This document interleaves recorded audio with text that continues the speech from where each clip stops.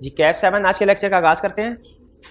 Lecture number 27। आज हम fresh chapter start करने जा रहे हैं। प्रीवियस लेक्चर में हमने चैप्टर 3 कंप्लीट कर लिया था, ऐसे ही है। अच्छा, चैप्टर 3 में एक स्टूडेंट ने क्वेश्चन पूछा, एक जगह पे लाइन लिखी हुई थी कि जो डायरेक्टर्स हैं नॉमिनेटेड बाय गवर्नमेंट या बॉडी कॉर्पोरेट, उन्हें मिनिमम नंबर की कैलकुलेशन के लिए इंक्लूड किया जाएगा, लेकिन जो डायरेक्टर्स नॉमिनेटेड बाय क्रेडिटर्स हैं उसमें ये लाइन नहीं लिखी। इसका मतलब है नॉमिनेटेड बाय क्रेडिटर जो डायरेक्टर्स हैं उन्हें मिनिमम नंबर में इंक्लूड, जैसे फर्ज कीजिए एक अनलिस्टेड कंपनी में मिनिमम नंबर ऑफ डायरेक्टर्स कितने होने चाहिए?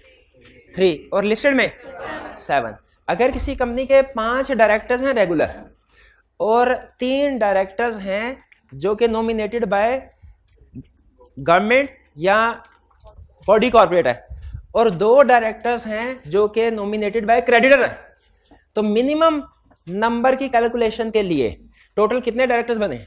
5 रेगुलर प्लस 3 जो नॉमिनी डायरेक्टर्स हैं उन्हें भी मिनिमम नंबर में इंक्लूड करना है। लेकिन कौन से नॉमिनी? नॉमिनी 2 तरह के होते हैं ना, एक वो जो नॉमिनेटेड बाय फेडरल गवर्नमेंट या बॉडी कॉर्पोरेट हो और दूसरा वो जो नॉमिनेटेड बाय क्रेडिट। जो नॉमिनेटेड बाय फेडरल गवर्नमेंट या बॉडी कॉर्पोरेट है उन्हें मिनिमम नंबर के लिए इंक्लूड किया जाएगा। इसका मतलब है इसके डायरेक्टर 5 + 3 8 हुए, मिनिमम नंबर की रिक्वायरमेंट्स पूरी हो रही है।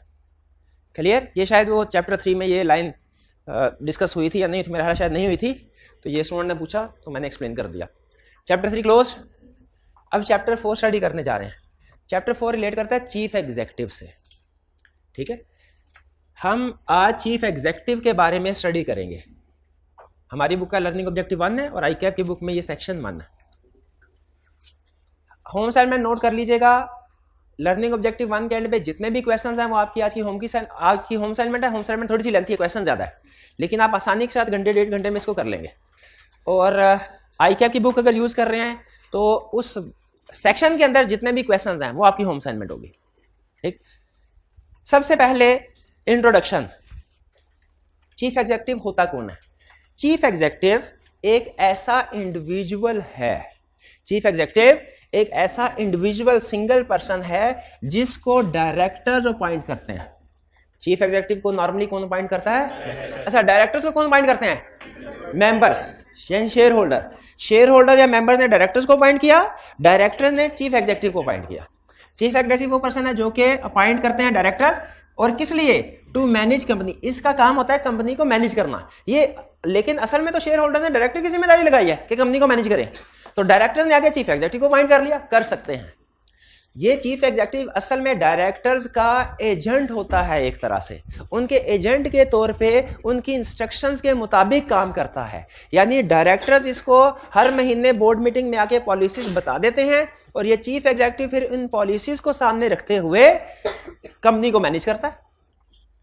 ठीक है, तो चीफ एग्जीक्यूटिव के बारे में कहा जाता है कि ये ऐसा पर्सन है जो कि अपॉइंट किया गया है डायरेक्टर्स की तरफ से, किस लिए? कंपनी को मैनेज करने के लिए। ये कंपनी के ऑल या सब्सटेंशियल अफेयर्स को मैनेज करता है। ठीक है, लेकिन कैसे मैनेज करता है? अपनी मर्जी से मैनेज करता है? नहीं, according to control and direction of directors. Directors के कहने के मुताबिक, क्योंकि डायरेक्टर्स ने इसको अपॉइंट किया ना, तो ये डायरेक्टर की इंस्ट्रक्शंस, उनके कंट्रोल, उनकी डायरेक्शंस के मुताबिक ही अपनी जिम्मेदारी अदा करेगा। तो चीफ एग्जीक्यूटिव कौन हुआ? एक पर्सन। किसने अपॉइंट किया?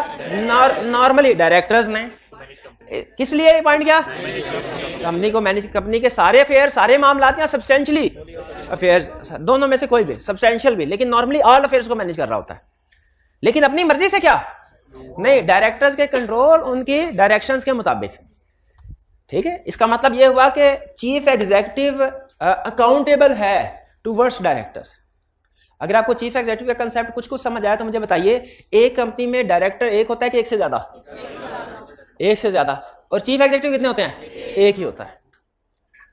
ठीक है, और चीफ एग्जीक्यूटिव से की पोजीशन हायर लेवल पे है कि डायरेक्टर्स की? डायरेक्टर्स की, क्योंकि चीफ एग्जीक्यूटिव को डायरेक्टर ने अपॉइंट किया और डायरेक्टर अगर चाहे तो इसको रिमूव भी कर सकते हैं। ये है। अच्छा, ये डेफिनेशन क्लियर? इसमें कोई प्रॉब्लम? आगे चलते हैं। इसकी terms and condition. Terms and condition इसकी कौन डिसाइड करेगा? क्या होगी? टर्म्स एंड कंडीशन का मतलब है इसका scope of work directors decide करेंगे। By directors are company in general meeting as per articles, या शेयर होल्डर्स भी डिसाइड कर सकते हैं, लेकिन उनको क्या करना पड़ेगा? आर्टिकल्स में लिखना पड़ेगा। नॉर्मली आर्टिकल्स में लॉ ने ऑप्शन दी हुई है कि अगर शेयर होल्डर चाहें तो चीफ एग्जीक्यूटिव की टर्म्स एंड कंडीशन आर्टिकल्स में मेंशन कर सकते हैं, लेकिन नॉर्मली आर्टिकल्स में नहीं करते, डायरेक्टर्स के ऊपर छोड़ दिया जाता है कि डायरेक्टर जैसे समझे उसकी टर्म्स एंड कंडीशन को बना कर सकते हैं इंप्लीमेंट। ये डीम्ड डायरेक्टर है। डीम्ड के लफ्ज का मतलब क्या लॉ में? एज्यूम्ड। काउंटिंग में कहते हैं एज्यूम्ड, अजम्पशन। लॉ में कहते हैं डीम्ड। ये डीम्ड डायरेक्टर, इसका मतलब क्या भला? इसका मतलब ये है, अच्छा देखें, इससे पहले एक और चीज समझे। जैसे हमने स्टडी किया था ना, डायरेक्टर के लिए जरूरी है उसका मेंबर होना, कंपनी का मेंबर होना, सिवाय कुछ 4 एक्सेप्शंस के। डायरेक्टर्स के केस में जनरल रूल क्या था? डायरेक्टर्स का मेंबर होना जरूरी है। ये याद है ना आपको? 4 एक्सेप्शन थी, एक्सेप्शंस को साइड पे रख रहा हूं। डायरेक्टर्स के लिए जरूरी है कंपनी का मेंबर होना। चीफ एग्जीक्यूटिव के लिए ऐसी कोई रिक्वायरमेंट नहीं है। चीफ एग्जीक्यूटिव कोई भी पर्सन अपॉइंट हो सकता है। Any person can be appointed as chief executive. Any person can be appointed as, वो कंपनी का शेयर होल्डर हो भी सकता है, नहीं भी हो सकता। वो कंपनी का डायरेक्टर हो भी सकता है, नहीं भी हो सकता। वो कंपनी का एम्प्लॉय हो भी सकता है, नहीं भी। Any person can be appointed as chief executive. वो कंपनी का शेयर होल्डर हो भी सकता है, नहीं भी हो सकता। वो कंपनी का डायरेक्टर हो भी सकता है, नहीं भी हो सकता। वो कंपनी का एम्प्लॉय हो भी सकता है, नहीं भी हो सकता। Any person can be appointed as chief. तो ये हमें एक और फर्क नजर आया। डायरेक्टर के लिए तो नॉर्मली शेयर होल्डर होना जरूरी था, लेकिन चीफ एग्जीक्यूटिव के लिए शेयर होल्डर होना जरूरी नहीं, कंपनी का डायरेक्टर होना जरूरी नहीं, कंपनी का एम्प्लॉय होना जरूरी नहीं। लेकिन लेकिन लेकिन लेकिन हाँ, अगर आर्टिकल्स में लिख दिया जाए तो जो भी एडिशनल क्वालिफिकेशन वो अप्लाई होगी, अगर आर्टिकल में लिख दिया जाए। लेकिन अगर आर्टिकल्स में कुछ नहीं लिखा हुआ तो किसी भी चीफ एग्जीक्यूटिव को, पर्सन को चीफ एग्जीक्यूटिव अपॉइंट कर सकते हैं। सड़क पे कोई बंदा चल रहा है, चलते चलते आपने कहा चीफ एग्जीक्यूटिव बनना है, उसने कहा बनना है, आपने कहा आ जाओ, क्या उसे चीफ एग्जीक्यूटिव बना सकते हैं? यस, बना सकते हैं। लेकिन याद रखे, पहले अपॉइंटमेंट से पहले वो डायरेक्टर नहीं था, ना शेयर होल्डर था, ना एम्प्लॉय था। लेकिन अगर उसको अपॉइंट कर दिया तो हालांकि पहले अपॉइंटमेंट से पहले डायरेक्टर नहीं था, लेकिन अपॉइंटमेंट के बाद वो डीम्ड डायरेक्टर हो जाएगा। डीम्ड डायरेक्टर का मतलब क्या है? कि अब एज्यूम किया जाएगा कि ये डायरेक्टर भी है। अगर डायरेक्टर्स की मीटिंग होगी, उसमें बैठना चाहे बैठ सकता है कि नहीं? बैठ। अगर शेयर होल्डर्स की मीटिंग हो रही होगी, उसमें जनरल मीटिंग में अटेंड करना चाहे कर सकता है कि नहीं? कर सकता है। डायरेक्टर शेयर होल्डर्स की मीटिंग में जाना चाहें तो जा सकते हैं जनरल मीटिंग में, लेकिन शेयर होल्डर्स बोर्ड मीटिंग में नहीं आ सकते हैं अनलेस के वो डायरेक्टर, ठीक है, अनलेस के वो डायरेक्टर। तो जेहन में रखिएगा क्या कंसर्न था कि किसी भी पर्सन को चीफ एग्जीक्यूटिव डायरेक्टर में से भी उठा सकते हैं। अगर डायरेक्टर में से किसी को चीफ एग्जीक्यूटिव अपॉइंट किया तो अपॉइंटमेंट से पहले भी डायरेक्टर था, अपॉइंटमेंट के बाद भी डायरेक्टर है। लेकिन अगर किसी ऐसे बंदे को चीफ एग्जीक्यूटिव अपॉइंट किया जो अपॉइंटमेंट से पहले डायरेक्टर नहीं था, तो अपॉइंटमेंट के बाद वो क्या होगा? डीम्ड डायरेक्टर, अज्यूम किया जाएगा डायरेक्टर। अच्छा, अब डीम्ड डायरेक्टर की इंटरप्रिटेशन समझने वाली है। इसका मतलब ये हुआ कि जो जो रिक्वायरमेंट्स लॉ की डायरेक्टर पे अप्लाई होती हैं, वो सारी रिक्वायरमेंट्स चीफ एग्जीक्यूटिव पे भी अप्लाई होंगी। यानी डायरेक्टर्स के लोन लेने पे पाबंदी थी जब तक अप्रूवल ना हो जाए। अब चीफ एग्जीक्यूटिव लोन लेना चाहे तो इस पर ये रिक्वायरमेंट लगेगी नहीं? लगेगी। लॉ ने अलग से कोई क्वालिफिकेशन डिस्क्वालिफिकेशन क्राइटेरिया नहीं बताया चीफ एग्जीक्यूटिव का, लेकिन जब वो अपॉइंट हो गया उसके बाद क्या जो डायरेक्टर्स जिन चीजों की वजह से डिस्क्वालीफाई हो सकता था, चीफ एग्जीक्यूटिव भी हो सकता है, ये भी हो सकता है। ये है डीम्ड डायरेक्टर का मतलब। डीम्ड डायरेक्टर का मतलब समझ आ रहा है कि वो सारी रिक्वायरमेंट्स जो कि डायरेक्टर्स पे अप्लाई होती हैं, वो रिक्वायरमेंट्स चीफ एग्जीक्यूटिव पे भी अप्लाई होंगी। Deemed director. ओके, आगे चलते हैं। यहां पे हमने स्टडी कर लिया डीम्ड डायरेक्टर। आगे एक वो कंसेप्ट है जो आईकैप चीफ एग्जीक्यूटिव में बार बार पूछता है, क्या एक डायरेक्टर एक से ज्यादा कंपनीज में डायरेक्टर हो सकता है? एक साथ हो सकता है, तादाद की तरफ नहीं जाते, हो सकता है। क्या एक चीफ एग्जीक्यूटिव एक से ज्यादा कंपनीज में चीफ एग्जीक्यूटिव या डायरेक्टर या चेयरमैन हो सकता है? यस, लेकिन कंपीटिंग बिजनेस में नहीं हो सकता। Competing business, chief executive cannot be engaged in competing business. Chief executive cannot engage in, इसका मतलब क्या हुआ? चीफ एग्जीक्यूटिव, अच्छा लाइन सुनिए जरा ध्यान, इस एक लाइन में से 3 कंसेप्ट निकालने वाले, अटेंटिव होकर सुनिएगा। लाइन क्या है? Chief executive can not engage in competing business directly और indirectly. Chief executive can not engage in competing business directly और इनडायरेक्टली। ये लाइन समझ आ रही है? चीफ एग्जीक्यूटिव कौन है पता है? Chief executive can not engage in competing business directly और इनडायरेक्टली। कंपीटिंग बिजनेस किसे कहते हैं? जिसका प्रिंसिपल लाइन ऑफ बिजनेस वही हो जो हो इस कंपनी का। एग्जाम्पल दीजिए कंपीटिंग, ये कोक और पेप्सी कंपीटिंग बिजनेस। और कॉलेज, ठीक है, एक कॉलेज और दूसरा कॉलेज, ठीक है, और कंपीटिंग बिजनेस। कंपीटिंग भाई आगे और निकल आए हैं, दुनिया में और भी एग्जांपल्स हैं। और भी एग्जांपल नहीं? PIA और शाहीन एयरलाइंस कंपीटिंग बिजनेस है, ठीक है। होंडा टोयोटा, KFC और मैकडोनल्ड, बिल्कुल ठीक है। ये सारी एक कंपीटिंग बिजनेस समझ आ गया? तो कहता है चीफ, यानी एक कंपनी का अगर कोक का चीफ एग्जीक्यूटिव है वो पेप्सी के बिजनेस में इन्वॉल्व, कंफ्लिक्ट ऑफ इंटरेस्ट है, इसकी वजह नहीं लिखी उसने, लेकिन इसकी वजह कंफ्लिक्ट ऑफ इंटरेस्ट होता है। एक कंपनी का फायदा करेंगे, दूसरे का नुकसान होगा। इंगेज का मतलब क्या है? क्या इंगेज का मतलब है कि सिर्फ मैनेजमेंट में इन्वॉल्व नहीं होगा, कि इसका मतलब है शेयर होल्डिंग में भी इन्वॉल्व नहीं होगा, किसी तरह इन्वॉल्व नहीं होगा। शाबाश, ना शेयर होल्डिंग में ना इंगेज का मतलब समझ आ गया, कंपीटिंग का मतलब भी समझ आ गया, इंगेज का मतलब भी समझ आ गया। डायरेक्टली और इनडायरेक्टली का मतलब क्या है? डायरेक्टली का मतलब खुद इस कंपनी में इन्वॉल्व नहीं होगा, इनडायरेक्टली का मतलब स्पाउस और माइनर चाइल्ड भी इन्वॉल्व नहीं होंगे। ये एक लाइन के अंदर तीन कंसेप्ट समझाए। लाइन क्या थी? दोबारा वापस आए लाइन पे, chief executive can not engage in competing business directly और इनडायरेक्टली। समझ आई? क्योंकि कंपीटिंग है ना, ठीक है। सिमिलर, ये नहीं कि इस कंपनी में चीफ एग्जीक्यूटिव है, कोक में चीफ एग्जीक्यूटिव है, पेप्सी में भी जाके डायरेक्टर बन गया, ऐसे तो नहीं हो सकता, ठीक है। या उसका भी शेयर होल्डर है, नहीं। या बाप जो है वो चीफ एग्जीक्यूटिव है PIA में और बेटा डायरेक्टर है शाहीन एयरलाइंस में। इनडायरेक्ट नहीं होना चाहिए ना, इंगेज है इनडायरेक्टली।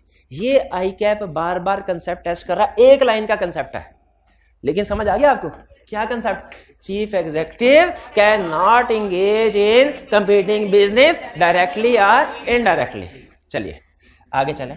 अच्छा, ये रिक्वायरमेंट है CEO पब्लिक कंपनी के लिए, प्राइवेट कंपनी के CEO के लिए पाबंदी नहीं है। प्राइवेट कंपनी के CEO के लिए पाबंदी, पब्लिक कंपनी के लिए ना, ठीक है। नहीं समझ आई? अच्छा, एक पब्लिक कंपनी का CEO है, दूसरी पब्लिक कंपनी का CEO बन सकता है? दूसरी पब्लिक कंपनी जो कि सेम नेचर की हो, उसका डायरेक्टर बन सकता है? नहीं बन सकता। अच्छा, एक प्राइवेट कंपनी है, उसका CEO दूसरी प्राइवेट कंपनी में डायरेक्टर या शेयर होल्डर बन सकता है? बन सकता। क्यों भला? Private company. अब एक ट्विस्ट लाऊं कहानी में। हाँ, समझे? एक प्राइवेट कंपनी का CEO पब्लिक कंपनी में डायरेक्टर बन सकता है। प्राइवेट कंपनी का CEO पब्लिक कंपनी में डायरेक्टर बन सकता है? बन सकता है, इसलिए कि एक CEO कंपीटिंग बिजनेस में एंगेज नहीं होगा। ये पब्लिक कंपनी के CEO की बात हो रही है, प्राइवेट की नहीं। प्राइवेट कंपनी का CEO दूसरी कंपनी में डायरेक्टर हो सकता, एंगेज हो सकता है। बात समझ आई? यानी रिक्वायरमेंट किस पे अप्लाई हो रही है? पब्लिक कंपनी के CEO पे। और लाइन याद रखनी है, CEO can not engage in competing business directly और indirectly. CEO can not engage, बोले CEO can not engage in competing business और डायरेक्टली and indirectly. CEO can not engage in competing directly और इनडायरेक्टली। बल्कि अगर आप ज्यादा शातिर हों तो आप कहें सर ये भी आप कंप्लीट बात नहीं बता रहे।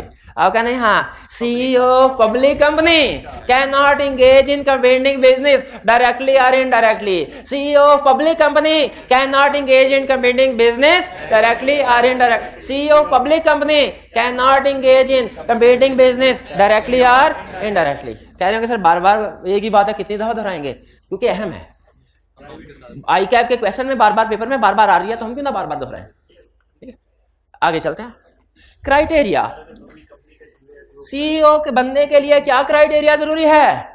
क्या होना जरूरी है? कुछ भी नहीं, बंदा होना जरूरी है। सही कह रहे हैं। एनी पर्सन, कोई बॉडी कॉर्पोरेट CEO बन सकती है? नहीं, एनी पर्सन CEO बन सकता है। उसका मेंबर होना जरूरी, डायरेक्टर होना जरूरी एम्प्लॉय होना जरूरी है? क्राइटेरिया, एलिजिबिलिटी क्राइटेरिया में कोई भी बन सकता है। इन एलिजिबिलिटी क्राइटेरिया क्या है? वही जो डायरेक्टर। क्यों ये क्यों है? ये इस वजह से है, इस वजह से है, ये इस वजह से है, इस वजह से है। बेस क्राइटेरिया समझ आ गया? आगे चलते हैं। अपॉइंटमेंट कौन अपॉइंट करेगा?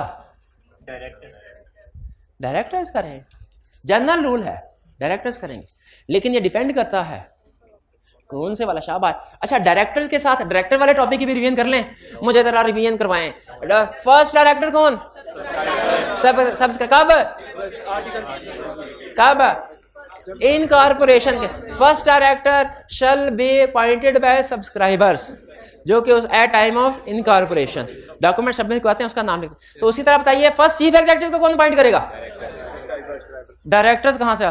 फर्स्ट चीफ एग्जीक्यूटिव उस वक्त तो डायरेक्टर खुद ही नहीं बने, उस वक्त तो डायरेक्टर खुद ही नहीं बने। फर्स्ट चीफ एग्जीक्यूटिव भी सब्सक्राइबर्स डिसाइड करेंगे, सब्सक्राइबर्स अपॉइंट करेंगे। और इसका नाम जिस तरह डायरेक्टर्स का नाम इन कॉर्पोरेशन के डॉक्यूमेंट्स के साथ लिख के रजिस्ट्रार को देते हैं ना, इनका भी नाम साथ में देंगे। इनका नहीं, इसका, इसका सिंगल है इसका। अच्छा, इज्जत के लिए ठीक है। इनका डायरेक्टर्स की अपॉइंटमेंट का फर्स्ट डायरेक्टर्स का टेन्योर क्या होता था? इसका क्या होगा? अप टू फर्स्ट एजीएम और शॉर्टर पीरियड। इसको स्टैरिक मार्क कर ले, शॉर्टर पीरियड। डायरेक्टर्स वाले केस में टेन्योर के साथ शॉर्टर पीरियड नहीं लिखा हुआ था। डायरेक्टर्स वाले केस में शॉर्टर नहीं लिखा, इसलिए कि अगर कोई एक आधा डायरेक्टर गड़बड़ वाला फ्रॉडिया निकल आए ना, तो वो इतना बड़ा सवेयर इशू नहीं है क्योंकि डिसीजन तो मेजोरिटी के बेस में होंगे। लेकिन अगर एक चीफ एग्जीक्यूटिव गलत निकल आए तो वो 2 महीने के अंदर अंदर भी कंपनी को उड़ा के रख सकता है। इसीलिए हम अगर चाहें तो चीफ एग्जीक्यूटिव को प्रोबेशनरी पीरियड में भी रख सकते हैं। लाजमी नहीं कि उसको फर्स्ट एजीएम तक, हम उसे भाई महीने तक देखेंगे, फर्स्ट एजीएम होनी है 7 महीने बाद, लेकिन हम आपको भी फिलहाल महीने तक कमांड कर रहे हैं, महीने में देखेंगे आपकी परफॉर्मेंस क्या है। उसके बाद अगर मुतमिन हुए फिर दोबारा एक्सटेंड कर लेंगे टेन्योर। इसलिए याद रखें, जब कभी टेन्योर आएगा, डायरेक्टर के साथ शॉर्टर पीरियड नहीं लिखा हुआ था, चीफ एग्जीक्यूटिव के साथ शॉर्टर पीरियड लिखा होगा। इसलिए देखें फर्स्ट चीफ एग्जीक्यूटिव के केस में उसने टेन्योर क्या बताया हुआ है? Up to first AGM. ये क्लियर बात? आगे चले। सबसीक्वेंट चीफ एग्जीक्यूटिव कौन अपॉइंट करेगा? ये रेगुलर रूल आ गया। डायरेक्टर्स करेंगे। कब करेंगे? With in 14 days of election. अच्छा, डायरेक्टर सबसीक्वेंट डायरेक्टर्स कौन अपॉइंट करते थे? कब? एजीएम में। और सबसीक्वेंट चीफ एग्जीक्यूटिव कौन अपॉइंट कर रहा है? कब? With in 14 days of election. इसका मतलब असल में with in 14 days of AGM. लेकिन चूंकि हर एजीएम में डायरेक्टर का इलेक्शन नहीं होता, 3 साल बाद होता ना, इसीलिए उसने एजीएम की जो वर्ड का यूज किया है, इलेक्शन। तो सबसीक्वेंट चीफ एग्जीक्यूटिव कौन अपॉइंट करेगा? डायरेक्टर। कब करेंगे? With in 14 days of election. और सबसीक्वेंट चीफ एग्जीक्यूटिव का टेन्योर क्या होगा? 3 ईयर, जैसे डायरेक्टर्स का भी था, लेकिन शॉर्टर पीरियड। क्योंकि गलत बंदा आ गया ना तो 3 साल गुजारना, 3 साल क्या 3 महीने गुजारना मुश्किल होगा। इसलिए कहते हैं चाहते हैं आप पीरियड शॉर्ट करना चाहें कर, लेकिन शॉर्टर पीरियड चीफ एग्जीक्यूटिव के साथ लिखना है।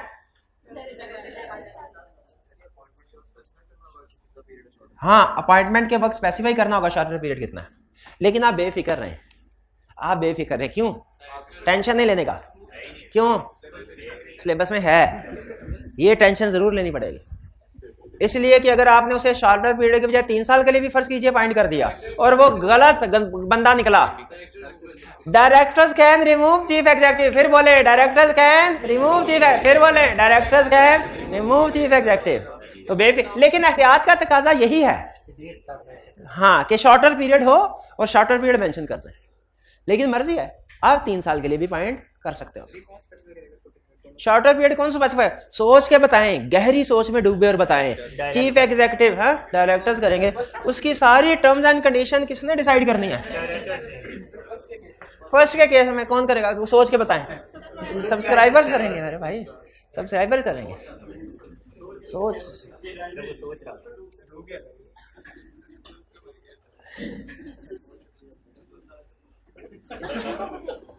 आप रह गए भाई। फर्स्ट डायरेक्टर सब्सक्राइबर, अरसा up to first stage. Subsequent director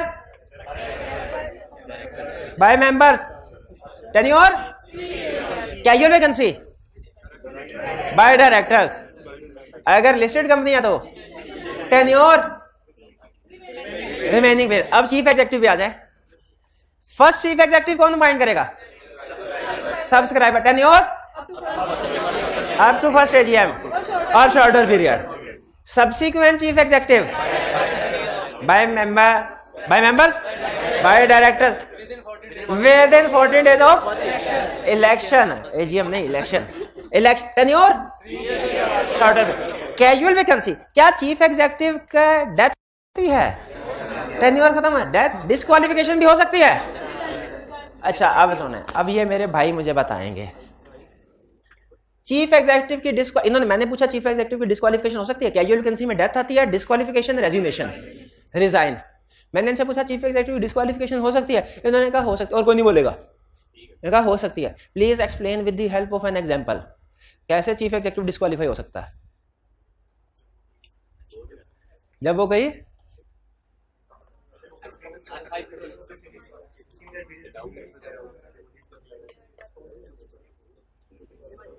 मर जाए तो वो डेथ, वो कैजुअल वैकेंसी होगी। मैं डिस्क्वालिफिकेशन की एग्जांपल, एक तो अभी थोड़ी देर पहले क्या, अगर वो कंपीटिंग बिजनेस में इन्वॉल्व हो जाए, और अगर वो अनसाउंड माइंड का हो जाए, और माइनर नहीं बनेगा। ऐसा कैसे हो सकता है? अपॉइंटमेंट के वक्त मेजर था, बाद में माइनर हो गया। ये है रिप्रोडक्शन रट्टा, अन्य रट्टा। अनडिस्चार्ज इंस्टॉलमेंट हो जाए, does not hold national tax number और कमीशन से एग्जेम्पशन भी नहीं ली, डिस्क्वालीफाई हो जाए। वही तो पूछ रहा हूं कब होगा, वही तो पूछ रहा हूं कब होगा। किसी मोरल एक्ट में इन्वॉल्व हो जाए, इमोरल एक्ट में, यहाँ शाबाश, पागल हो जाए, आंसर। ये सुनना चाह रहा था, ये सुनना चाह रहा था। एक मिनट, हाँ अब सुनिए सारे। इन्होंने एक कंट्रोवर्शियल सी एग्जांपल उठाई। इन्होंने कहा अगर वो डिफॉल्टर हो जाए और फाइनेंशियल इंस्टीट्यूशन, ये लिस्टेड कंपनी के लिए है, लेकिन ये तो डायरेक्टर के लिए थी, ये तो चीफ एग्जेक्टिव है, डीम डायरेक्टर है। शाबाश। समझाना ये चाह रहा था कि इसका मतलब है ये सारा इनएलिजिबिलिटी की जो रिक्वायरमेंट्स हैं चीफ एग्जेक्टिव पे भी अप्लाई होती हैं। ये ना क्वेश्चन में डायरेक्टर के बजाय चीफ एग्जेक्टिव कह दे और आप कहें भाई ये तो सर ने पढ़ाई नहीं। आपको याद है क्वेश्चन में उसने कहा था चीफ एग्जेक्टिव बनाने जा रहे हैं, उसने लोन लिया है, केस स्टडी याद है? और हमने डायरेक्टर वाली कंडीशन उसके ऊपर अप्लाई कराई। क्यों अप्लाई करवाई थी? डीम डायरेक्टर की वजह से। ये क्लियर हो? कैजुअल वैकेंसी कौन फिल करेगा? अच्छा, इसमें चाहे पब्लिक चाहे प्राइवेट चाहे लिस्ट चाहे चीफ एग्जेक्टिव की कैजुअल वैकेंसी फिल करना लाजमी है। क्यों भला? ये एक ही होता है। डायरेक्टर तो एक से ज्यादा होते हैं, एक मर भी जाए तो कोई मसला नहीं है। चीफ एग्जेक्टिव तो एक ही है ना, चीफ एग्जेक्टिव। स्टूडेंट तो बहुत ज्यादा है। नहीं, मैं ये मरने की तौबा कर, एक दो अगर ना भी आए क्लास फिर भी चल सकती है। टीचर तो एक ही होता है ना, वो अगर नहीं आएगा तो क्लास चल सकेगी नहीं चल। इसीलिए चीफ एग्जेक्टिव की कैजुअल वैकेंसी फिल करना रिक्वायर्ड है, डायरेक्टर्स की कैजुअल वैकेंसी फिल करना समटाइम रिक्वायर्ड है, समटाइम नहीं है।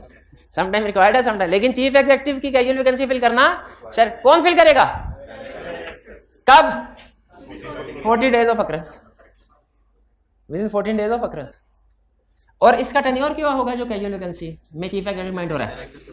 Till next elected director point new से। ये फर्क ध्यान में रखिएगा। डायरेक्टर के केस में था फॉर रिमेनिंग पीरियड, इसमें कह रहे जब तक नेक्स्ट जो इलेक्टेड डायरेक्टर्स हैं तब तक। ठीक है। Rights of retiring CEO, CEO कब रिटायर होगा? जब टेन्योर खत्म हो जाएगा, जो कि क्या है? हाँ शाबाश, 3 ईयर और शॉर्टर पीरियड। कह रहा है जब चीफ एग्जेक्टिव रिटायर हो रहा होगा ना, उसके राइट्स क्या हैं? वो एलिजिबल है रीअपॉइंटमेंट के लिए, यानी दोबारा एलिजिबल। रीअपॉइंटमेंट का मतलब टेन्योर खत्म होने के बाद दोबारा पॉइंट हो सकता है।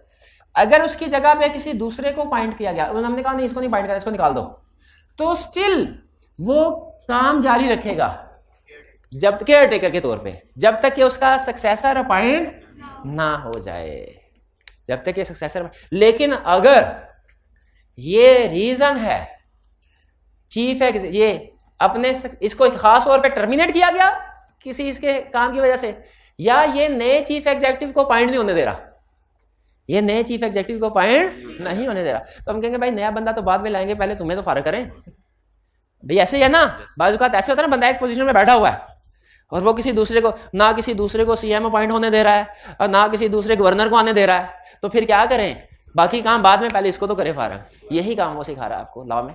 क्या कह रहा है कि जब normally chief executive willing for reappoint हो सकता है, और चीफ एग्जीक्यूटिव अगर उसका टेन्योर पूरा हो भी गया है, तो चूंकि एक ही होता है ना, तो जब तक उसकी जगह दूसरा चीफ एग्जीक्यूटिव पॉइंट नहीं होता, काम करता रहे। इसने कहा यार ये तो बड़ी अच्छी है, मैं किसी दूसरे चीफ एग्जीक्यूटिव को पॉइंट ही नहीं होने दूंगा, ठीक है, दूसरे चीफ एग्जीक्यूटिव को पॉइंट ही ना, तो मुझे बताइए फिर इस सूरत में भी इसको कंटिन्यू करना चाहिए सर्विसेज को। लॉ कहता है अगर खास तौर पे इसको टर्मिनेट किया गया, रिमूव किया गया हो, या ये reason for non appointment of next chief executive हो, तो फिर इस सूरत में इसका ये राइट नहीं रहेगा। कौन सा राइट नहीं रहेगा? केयर टेकर वाला।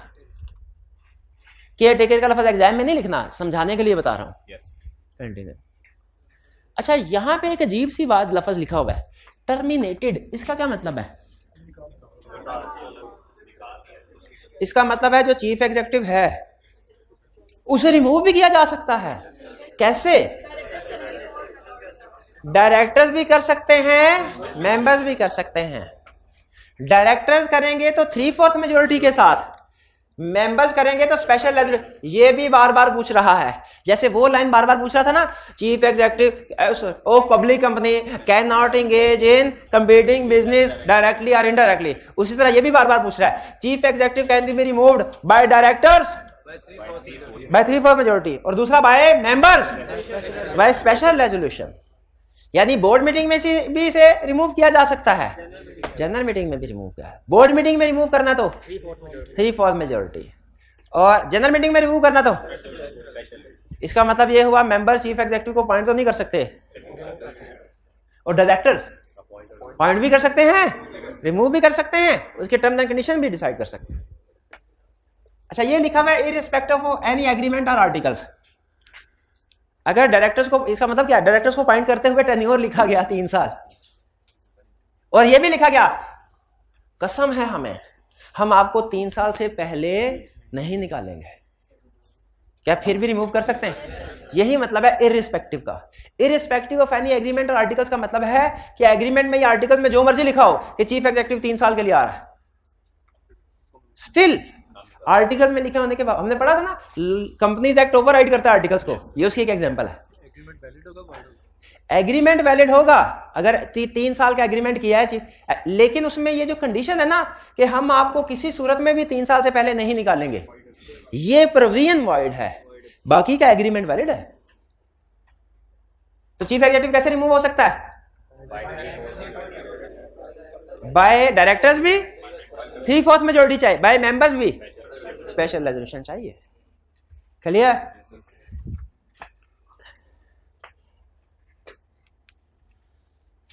क्या फेडरल गवर्नमेंट किसी चीफ एग्जीक्यूटिव को अपॉइंट कर सकती है? यस, अगर पब्लिक सेक्टर कंपनी हो तो। पब्लिक सेक्टर कंपनी की डेफिनेशन याद है? वोटिंग सिक्योरिटी कितनी? मोर देन 50%, और डायरेक्टर्स मेजोरिटी। ठीक है, तकरीबन वही कंसेप्ट है। कहता है अगर फेडरल गवर्नमेंट के पास ये पावर है कि वो एग्जैक्ट, वो नहीं है एग्जैक्ट पब्लिक सेक्टर ना लिख दीजिएगा, सिर्फ कंसेप्ट रिवाइज करवाने के लिए आपको कहा था। अगर फेडरल गवर्नमेंट किसी कंपनी में मेजोरिटी ऑफ डायरेक्टर्स को अपॉइंट कर सकती है, पावर है उसके पास, तो वो चीफ एग्जीक्यूटिव को भी अपॉइंट कर सकती है। जरा सोचें, federal government majority of director को अपॉइंट करेगी और फिर अपने डायरेक्टर को कहेगी इसको चीफ एग्जीक्यूटिव अपॉइंट कर, तो हो जाएगा कि नहीं? या फेडरल गवर्नमेंट के पास फेडरल गवर्नमेंट चीफ एग्जीक्यूटिव को रिमूव कर सकती है, कैसे? मेजोरिटी डायरेक्टर्स को अपॉइंट करने की पावर है।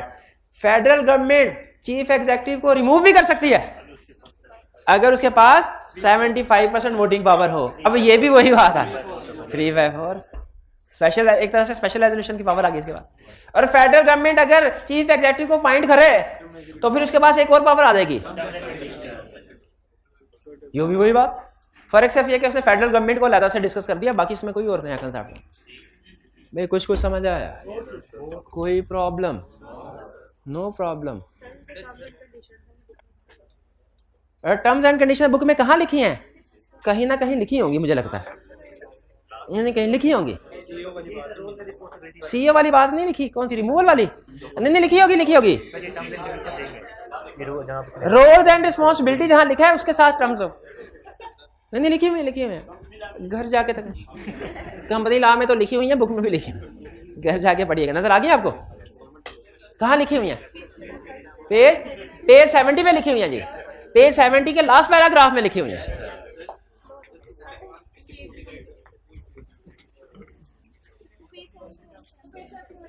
पेज 71 पे है। नहीं मिल गया ना आपको? पेज 70 पे होकर मुझे दिखा दे यार, मैं खुद ही देख। रोल्स एंड रिस्पॉन्सिबिलिटी के फर्स्ट पैराग्राफ में भी लिखा हुआ है, और रिस्ट्रिक्शन में कहा, रिस्ट्रिक्शन में तो ये roles and responsibility in page 70 पे लिखा हुआ है, 71 पे लिखा हुआ है। सीईओ वाली बात उधर लिखी हुई है 71 पे, कंपेटिंग बिजनेस वाली, लेकिन वो कंपेटिंग बिजनेस वाली नहीं पूछ रही। नहीं कंपेटिंग, वो तो टर्म्स एंड कंडीशन वाली पूछ रही है कि कंपेटिंग बिजनेस।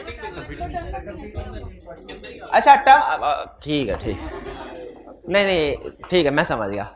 असल में वो जहां पे टर्म्स एंड कंडीशन लिखी हुई है ना बुक में, उसके साथ ये कंपेटिंग बिजनेस वाली बात नहीं लिखी हुई। हाँ, टर्म्स एंड कंडीशन किसी और जगह पे है, कंपेटिंग बिजनेस किसी, कोई प्रॉब्लम ही नहीं, कोई प्रॉब्लम तो पढ़ ले उधर जाके, है तो उसी लर्निंग ऑब्जेक्टिव में ना, है तो उसी लर्निंग ऑब्जेक्टिव में।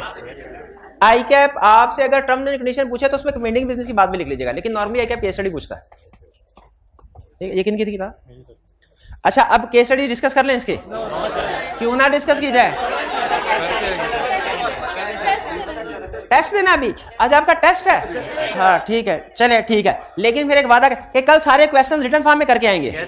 और ये याद रखें, मैं सीरियस बात करने लगा, ये आपका मोस्ट इंपॉर्टेंट लर्निंग ऑब्जेक्टिव में से एक लर्निंग ऑब्जेक्टिव है। इसके क्वेश्चंस आपने लाजमी रिटर्न फॉर्म में अटेम्प्ट करके आने हैं, और कल मैं चेक करूंगा। क्लियर? चलिए आज का लेक्चर यहाँ पे खत्म करते हैं हम। अल्लाह हाफिज।